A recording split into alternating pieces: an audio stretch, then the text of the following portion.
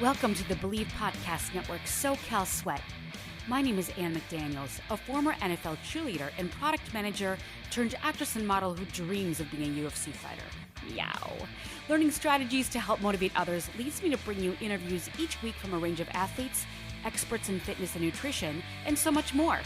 Thanks for listening to Believe, the #1 podcast for working professionals, and let's push our endorphins to higher performance through SoCal Sweat. This is your host, Ann McDaniels, and thank you so much for joining me on another episode of the Believe SoCal Sweat podcast. Now, I hate to tell you, sir, but your butt is dead. All joking aside, this is a real medical issue. And although this conjures up hilarious pictures of what do you mean I have a dead butt? It's rounded and perfect and ready to go? Well, it's a real medical issue, my friends. And America is suffering at great length due to this dead butt or sleepy butt syndrome. Well, what is it, you may ask? Actually, it's called gluteal amnesia. As we all know, the gluteus maximus and minimus and medius is your butt muscle. Gluteal, meaning butt. Amnesia means forgetting. So it's funny, but it's actually gluteal amnesia, or dead butt or sleepy butt syndrome. And it really is no laughing matter. It's a problem that can onset without direct pain or injury and progresses slowly over time, usually without a person even knowing that it's actually happening. And in a lot of cases, this makes the problem difficult to recognize until it's already causing pain and functional limitations. Gluteal amnesia is usually a secondary manifestation of a combination of issues with body mechanics that results in reduced strength, limited mobility, and balance issues. Well, then how do you know if you have gluteal amnesia? One way practitioners pronounce a butt dead is with the Trendelenburg test. This is a physical exam in which a person lifts one leg in front of them while standing. If the pelvis dips down on the side of the body where the leg is lifted, that in itself indicates weakness in the gluteus medius on the opposite side. The curve in a person's back can also suggest gluteal amnesia, while the lumbar spine or the lower back should naturally form an S shape. More extreme curvature may signal that the hip flexors are so tight that they're pulling the spine forward. There are so many sedentary people in our country, and with about 50% of the workforce sitting at their desks and even working from home, this is causing a lot of issues for everybody. This marks a tug of war on your body, and over time, a sedentary lifestyle can cause your hip flexors to tighten and the gluteal muscles to lengthen, which leads to that inefficient muscle activation. Both muscles need to shorten and lengthen in an opposing fashion. And this doesn't mean that your butt is actually dead. The term is just symbolic. Your muscles are obviously still there. It's more that they're not activating efficiently. This death of the muscles or deconditioning occurs far more quickly than the time required to reverse the effects. It causes symptoms elsewhere. Some people with dead butt syndrome feel discomfort in places far from the namesake spot. That's because, again, physically speaking, everything is connected. And because our body is so connected, tight hip flexors can trigger back pain. And then weak glutes or a weak butt can cause balance issues as well as knee and foot pain. No, I'm just strictly talking about the muscles in the butt, not that you have a weak butt. In other terms. Now, dead butt syndrome doesn't only affect people that are sedentary. This actually hits athletes as well, and even ballet dancers, for example. They're not always activating the right muscles to do these very high-level activities. And it's really great to incorporate squats and leg lifts into your workout, which can help. But also performing with proper body mechanics is key as well. So it's always very important to maintain proper form with everything you do. Squats, lunges, deadlifts, what have you. And this can all be prevented. A simple way is to get your little buns moving, or large buns, however you prefer to refer to your buns. Set a timer on your phone, and every hour, try to get up and walk around or go up and down a flight of stairs. Again, people who are at their desk or sitting in their cars all day, again, LA, during the day should do regular glute squeezes and hamstring stretches while seated. These simple steps can help lengthen tight areas, stimulate blood flow to warm up the tissues, and wake up a dead butt. I want to share a personal example. I shattered my femur and my arm in January of 2020. I'm still in recovery, but even when I was in the hospital for emergency surgeries and when I was getting out of the hospital, or just actually there for about 2 weeks sitting in the hospital rehabilitation rooms, I was always squeezing my glute muscles no matter what, because I needed my body to stay toned. And I knew I'd be laying down for a long time. And I'm still in recovery. But my dad got on the phone with me and said, "You squeeze those glutes." That's because he's into physical education, is a football coach, and knows all about health. He's also published 3 books on football and physical endurance, activity, and muscular strength. So yes, you can bet I was squeezing those glutes to the tune of beats in my own head in the hospital room. Call me crazy, but to me, it was psychological. So that's just something you can do at your desk or in the car, is squeeze your glutes. And you'll kind of bounce up and down. People may look at you strangely, but you know you've got a tight butt. No dead butt syndrome for you. No, sir. Never for you. How can we combat dead butt syndrome? What are some easy things we can do? Well, it's most important to get up and move at least 5 minutes per hour. Sometimes we get really involved in a project and we don't even remember to go to the bathroom.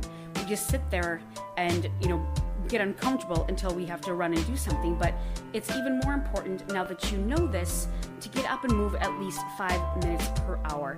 And plus, it's just nice to get up and get some fresh air. And if you're in the creative process of doing a project, you can clear your mind and walk around, and you might come up with a great idea. The movement doesn't have to be vigorous or lengthy, but you can actually incorporate some jumping jacks or squats during those 5 minutes. It's about consistency. The more we move throughout the day, the better it is for your health. And instead of sitting at your desk, start pacing while taking your phone calls. I know that I always put my earbuds in and try to walk, again, recovering from a broken leg, walk as much as I can walk while taking the calls. Plus, it actually makes you more alert when you're talking to the person. Practice proper posture while sitting. Sometimes we bend over our desks and our stomachs are not engaged, and we're just kind of slumped over, especially when we're working on a project quite diligently. So when you're sitting, that means your elbows should be bent at a 90-degree angle, and your hips should also be at a 90-degree angle, including your knees, so should all be facing forward at a 90-degree angle. Try to keep both feet level on the floor versus sitting cross-legged or with one hip in front of the other. And that will keep your hips more properly aligned. You may have noticed sometimes if you are sitting and you're maybe cross-legged or your legs are on a bed and you're on your laptop, sometimes your legs can go numb. And then when you sit up, your hip will give out, or it's just like it's pins and needles. So this is another reason why not to do that. So work on proper posture. And I always try to make sure that, even if I'm working out of my home, I set up various different desks. I will go to the bar area. I'll have like 6 different desks in my area, different tables. Sometimes I'll even put my laptop on my bed, and I have a very highly elevated bed. So I will actually stand on one leg and put the other leg up on the bed and stretch that while I'm working on my laptop. That's just a suggestion. Not everybody wants to be in a ballet pose or Gumby or Cirque du Soleil while they work on their computers, but I find that helps me relieve lower back strain, and also moving desks and just varying up postures, especially for myself in recovery, really does help. And also stretch every day, even when it's unrelated to your workout. Target the front of your body, your chest, shoulders, and hips, which can chronically shorten while sitting. And you don't want to be short. You want to lengthen those muscles to make yourself long and lean. And do these 2 moves for at least 2 minutes, or 1 minute per leg. The half-kneeling hip stretch and the marching glute bridge. Incorporate these into your day, and your butt will be good to go. I'll go over more exercises later in this podcast.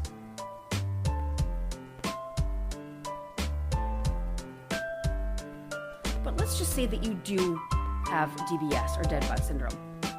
The proper treatment for dead butt syndrome, especially if you're an athlete and incurred some of these injuries and it's really causing great pain in the lower back, will depend on how far it has progressed and also your physical activity goals and needs.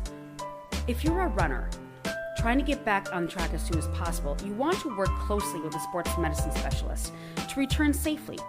Any injury, whether you're a weightlifter, a bodybuilder, a runner, a CrossFit, this can happen quite often in CrossFit, or anything you do. You want to do what a lot of athletes do, and this is kind of our go-to, which is the RICE method, and that is rest, ice, compression, and elevation. So with rest, staying off your feet as much as possible, ice, putting ice on constantly to reduce pain and swelling with an ice pack or cold compress. I know all too well every single day of my life right now that I swell with my knee and my leg.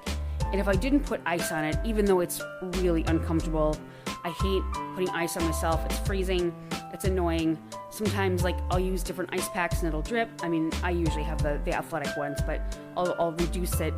I'll try to mix it up because sometimes some of them are colder. That will really reduce the pain and swelling in that area. Compression. Wrapping a sore knee or back may be advisable, but consult your doctor. You never know what to compress. Ask them first before you push down on something and possibly create more pain or injury. And finally, elevation. Keeping your leg or legs up to be well supported while supporting your lower back, glutes, what have you. But it's not just the sedentary people, as I said again, it's also athletes. In some serious cases, physical therapy or massage therapy could be necessary. And part of that physical therapy would be flexibility and strengthening that you can do at home. And keep in mind that you want mobility exercises because you're going to take groceries out of the car. You're going to pick up your children. You're going to make your bed. You're going to cook dinner. All of these things, including taking something in and out of the stove or leaning down to put something in and out of the refrigerator. This all affects our mobility. So making sure that we have the proper posture, the stretching, and the tightening and walking around, staying physically fit and mobile is really going to help us into our later life. Because we don't want to be in our 80s and 90s sedentary with osteoporosis and weak butt muscles. We want to have good bubble butts all the way into our 90s and 100s. But besides the physicality, let's be motivated to do this with our everyday life so that we can have longevity, increase mobility, and enjoy a higher quality of life. If you are experiencing great pains, especially from an injury with dead butt syndrome, you can certainly take over-the-counter medications. You can take acetaminophen, which is Tylenol, or a non-steroidal anti-inflammatory drug, or NSAIDs such as aspirin, ibuprofen. These would be Advil or Motrin, and naproxen, which is Aleve and naproxen. These can all help the pain symptoms of DBS, or dead butt syndrome. Now, what else can we do to combat these terrible symptoms of a long gluteus maximus? Well, besides getting up and walking around when you're at your desk all day, you can also take the stairs. Maybe go walk around the neighborhood, 1 block. Just take 5 minutes away from your desk to stretch, and that's also another important thing. Get up and just stretch, squeeze the glutes. Again, squeezing the glutes and maintaining proper posture will get you so much further when you're trying to prevent DBS. And when you work out, don't forget to target that booty. These are squats, bridges. You can do lying down leg lifts, which are a great move to add to your routine. You start on one left leg and do the other right leg. You lift with your big toe pointed towards the ceiling and then towards the floor. This angle will isolate the gluteus medius and minimus muscles the most, so you'll feel it within the inner thigh and on the outside with 10 to 15 lifts of each leg. To add more resistance, add a band or put an ankle weight or just rest a dumbbell on your leg for extra resistance so that'll increase that strength. Above all, the best way to avoid gluteal amnesia is to mix up your daily routine and set in an exercise ball. This is also another great kind of desk area that you can set up. And when you're sitting on those exercise balls, that obviously, increases your core strength and you can kind of bounce up and down, squeeze your glutes, and I always like to incorporate calf raises. So you're constantly getting that blood flowing and moving. But whatever you do, just don't allow your body to get into a repetitive circle of sitting all day long without a break. Plus, it's good for our mental psyche as well. And also, who doesn't want to get up and get a snack? I mean, let's face it, that in itself will make one want to get up and walk around. The refrigerator, get something to drink, get something else to drink and sit down at your desk for the more creative process. No, I don't suggest that. Not while you're at work anyway, on a Zoom call. Now, I'm going to proceed by giving you 6 exercises to do to really alleviate dead butt syndrome and also just strengthen your glutes, hamstrings, and your core. These are so important for not only dead butt syndrome and prevention, but also for overall mobility. And I want to also preface this by again reminding you guys, resistance training and maintaining proper form is extremely important. Always hold in the core. Make sure that your knees and your legs and your feet are proper distance apart, especially when doing a deadlift or squats or even jump squats, because these can be very dangerous, incur injury, and you'll be out for a long time. Trust me, I know. So what are some of the 6 exercises? And I'll put these in the notes below as well so you can get a better idea. Number 1 is the glute bridge. And the glute bridge will help you activate and strengthen your glutes before you even work out. You lie on the floor with your back on the ground and your arms at your sides. Bend your knees so that your feet are flat on the ground. Squeezing your glutes, lift your back and butt off the floor and into the air. Now make sure you're fully engaged and that your glutes are not relying on any other muscles like your legs to lift your body. You come up and you squeeze. And you can even add certainly different exercises where you come up halfway, go down, come up all the way, and then squeeze, squeeze, squeeze. That will really help and also give you a tight butt. So it just really benefits all parties. Number 2 is the crab walk. Now for this exercise, and make sure that you use a yoga mat or something when you lay on the floor. And you can do this right next to your desk.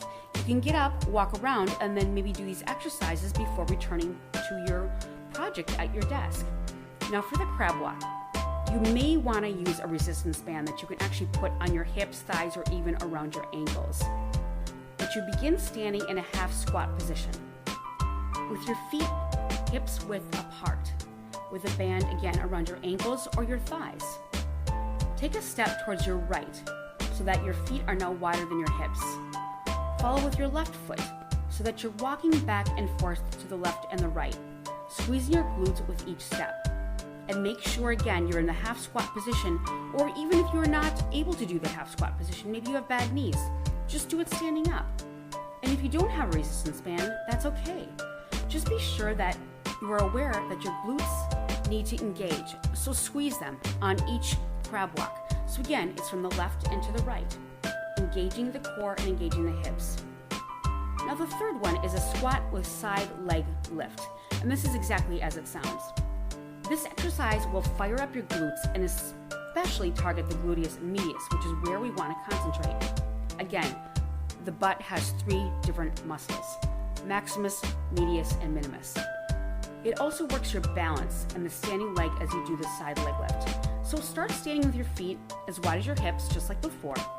Bend your knees and perform a squat, reaching your glutes back as if you're sitting in a chair. So really engage that core, really engage those glutes. As you stand, press down through the left foot as you lift the right leg out to the right. So you're basically coming up and going to the lateral side with your opposite leg. You feel the outside of the right hip tighten as you lift. So again, you are strengthening that outer butt, which is the gluteus medius. And when you want to create that round shape, besides just the fact that this is a mobility issue, you get more well-rounded roundness, if you will, in all areas, not just the upper part, the side part, or the back part, but the entire gluteus maximus. You feel that again on that outside of that hip, and then you lower down into a standing position, squat down again, and repeat. You could do about 20 to 30 on each side, and that would really engage your glutes, your hamstrings, and your core. Next is the clam.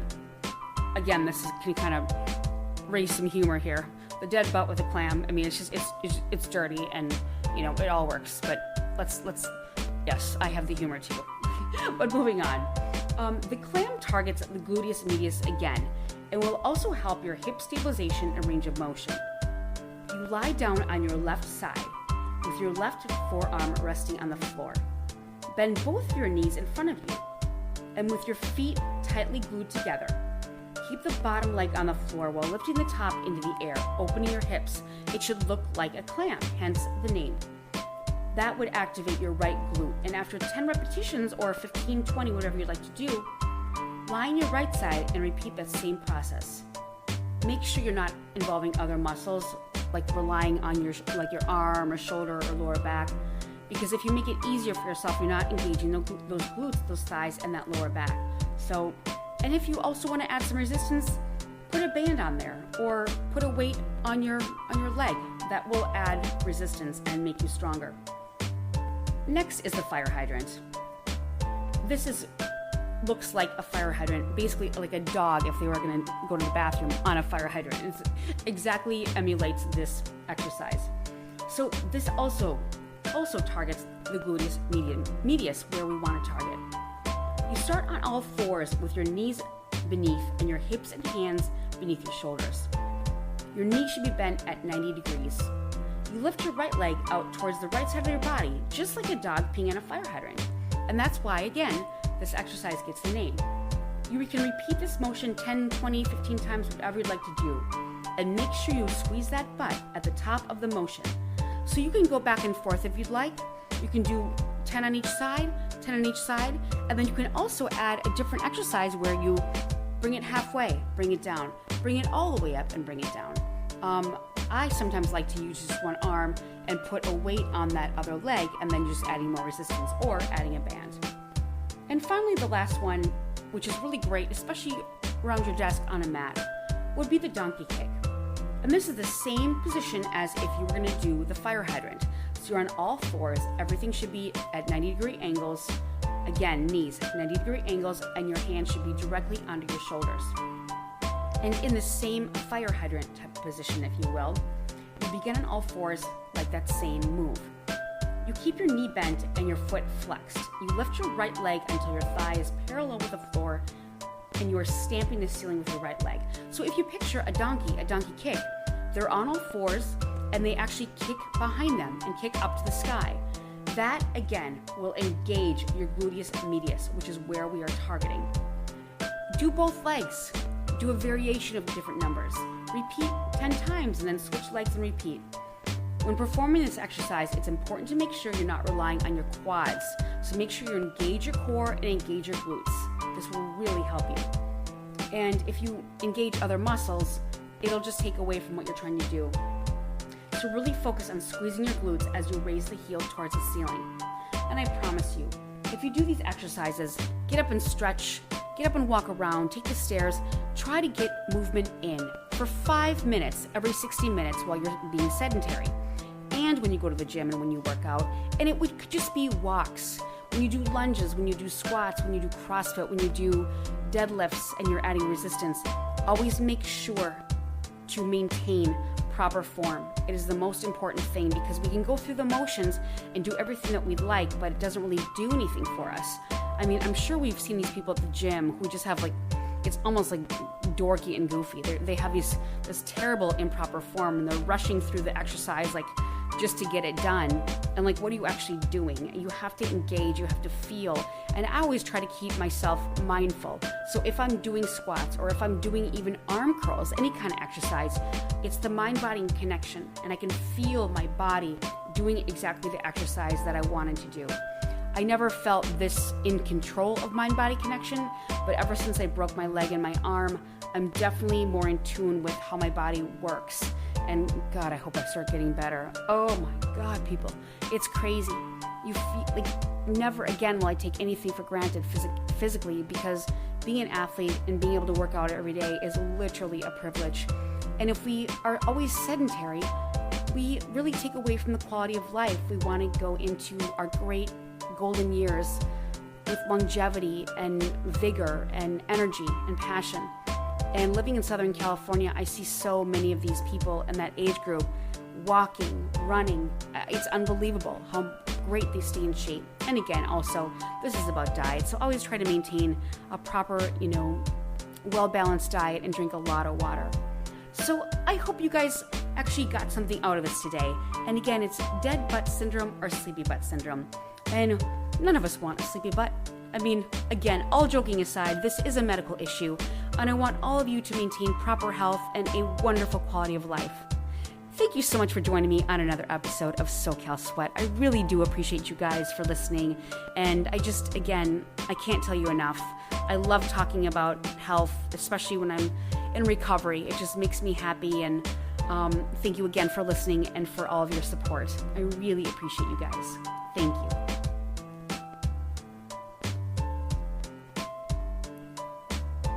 We appreciate you for listening, and please subscribe and rate the show on iTunes. You can also listen on Spotify, Stitcher, Google Play, Luminary, TuneIn, or at Believe.com.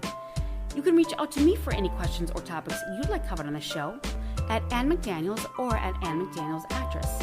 And I'll see you next time on So